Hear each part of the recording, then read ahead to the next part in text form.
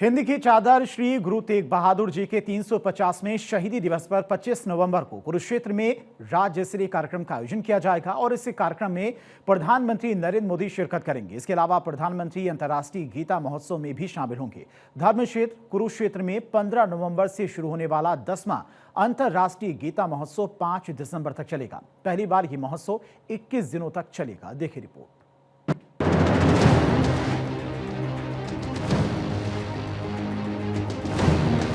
हिंद की चादर श्री गुरु तेग बहादुर जी के 350वें शहीदी दिवस पर 25 नवंबर को कुरुक्षेत्र में राज्य स्तरीय कार्यक्रम का आयोजन किया जाएगा। इस कार्यक्रम में प्रधानमंत्री नरेंद्र मोदी शिरकत करेंगे। इसके अलावा प्रधानमंत्री अंतर्राष्ट्रीय गीता महोत्सव में भी शामिल होंगे।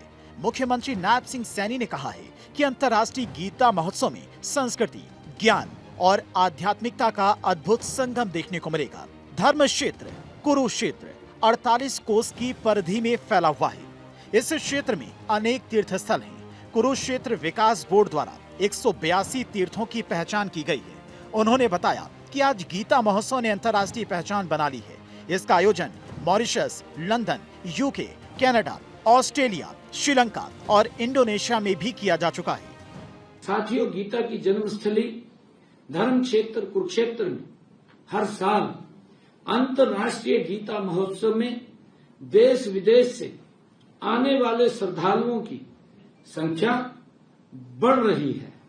इस बार अंतर्राष्ट्रीय गीता महोत्सव में मध्य प्रदेश सहयोगी पार्टनर की भूमिका में रहेगा। सीएम ने बताया कि 24 नवंबर को ब्रह्म सरोवर पर गीता यज्ञ और पूजन के साथ अंतर्राष्ट्रीय गीता महोत्सव का विधिवत शुभारंभ होगा। साथ ही 3 दिवसीय अंतर्राष्ट्रीय गीता संगोष्ठी कुरुक्षेत्र विश्वविद्यालय में अंतर्राष्ट्रीय गीता संगोष्ठी का भी शुभारंभ होगा।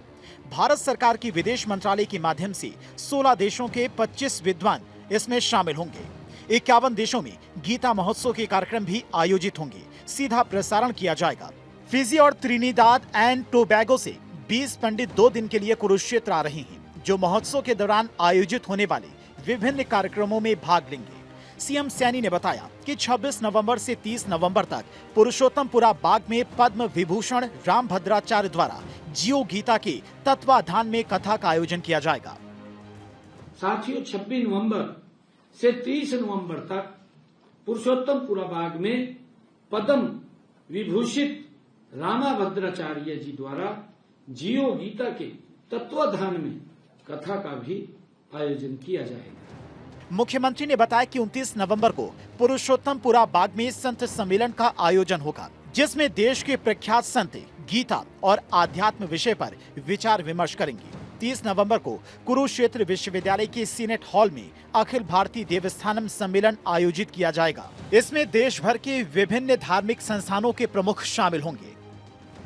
साथियों, महोत्सव के दौरान सूचना एवं जनसंपर्क विभाग हरियाणा द्वारा एक यूट्यूब चैनल भी चलाया जाएगा। इसमें विभिन्न श्रद्धालु श्रीमद् भागवत गीता में मेरा पसंदीदा श्लोक एवं उस श्लोक से उनके जीवन में आए बदलाव पर अपना अनुभव वो साझा करेंगे। सीएम सैनी ने बताया 15 नवंबर से 5 दिसंबर तक ब्रह्म सरोवर के पावन तट पर भव्य गीता महाआरती का आयोजन। 25 नवंबर से 1 दिसंबर तक 48 कोस कुरुक्षेत्र भूमि के तीर्थों पर सांस्कृतिक कार्यक्रम होंगे। 1 दिसंबर 2025 ज्योतिसर तीर्थ पर गीता यज्ञ, गीता पाठ और भागवत कथा। 1 दिसंबर 2025 थीम पार्क कुरुक्षेत्र में 18,000 छात्रों द्वारा गीता का वैश्विक पाठ, जिसमें देश विदेश के लाखों श्रद्धालु ऑनलाइन भी जुड़ेंगे। कुरुक्षेत्र विश्वविद्यालय के सभागार में 48 कोस तीर्थ सम्मेलन होगा। तीर्थ सम्मेलन में 182 तीर्थ समितियों के प्रतिनिधि भाग लेंगे। सभी 182 तीर्थों पर दीपोत्सव और गीता शोभा यात्रा भी निकाली जाएगी। हर वर्ष की तरह इस वर्ष भी ब्रह्म सरोवर पर 24 नवंबर से 1 दिसंबर तक गीता पुस्तक मेले का आयोजन किया जाएगा। महोत्सव के दौरान कल्याणकारी योजनाओं की प्रदर्शनी, शिल्प मेला, फन फेयर और बलराम कुश्ती दंगल का आयोजन भी किया जाएगा। साथियों, अंतर्राष्ट्रीय गीता महोत्सव के अवसर पर इस वर्ष 4 से 14 नवंबर तक ऑनलाइन गीता प्रश्नोत्तरी प्रतियोगिता आयोजित की जाएगी। इसमें विद्यार्थियों सहित आम लोग भी इसमें भाग लेंगे। हरियाणा सरकार के प्रयासों से गीता जयंती महोत्सव ने अब अंतर्राष्ट्रीय स्वरूप ग्रहण कर लिया है। इसके परिणाम स्वरूप देश विदेश से लाखों पर्यटक कुरुक्षेत्र आने लगे हैं। अब पूरे वर्ष धर्म क्षेत्र कुरुक्षेत्र की पवित्र भूमि पर श्रद्धालुओं और पर्यटकों की संख्या निरंतर बढ़ रही है। यहाँ कई सेमिनार, प्रवचन और कथाओं का आयोजन होता रहता है और अनेक प्रसिद्ध कथावाचक यहाँ कथा करने के लिए उत्सुक रहते हैं। चंडीगढ़ से डॉक्टर थानेश्वर शर्मा की रिपोर्ट, भारत 24।